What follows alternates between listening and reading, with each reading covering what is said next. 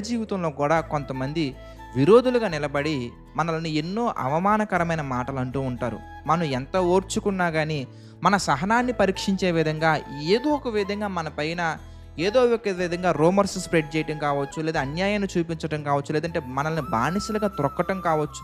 ఇలాంటి ఎన్నో అవమానకరమైన పరిస్థితులు మనం ఎదుర్కొంటూ ఉంటాం.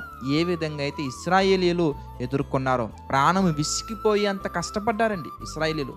అంత కష్టపెట్టారు ఐగుప్తీయులు. పిల్లరా, అయితే దేవుడు ఎంత గొప్పగా వాళ్ళని రక్షించాలనగానే నిజంగా ఒక్కొక్క తెగుళ్ళు లేదా ఒక్కొక్క సూచక క్రియ ఆశ్చర్యాన్ని కలిగించే విధంగా ఉంటుందండి. ఒకవేళ మనం విజువలైజేషన్ చేసుకుంటే గనక గూస్ బంప్స్ వచ్చే విధంగా ఉంటాయండి.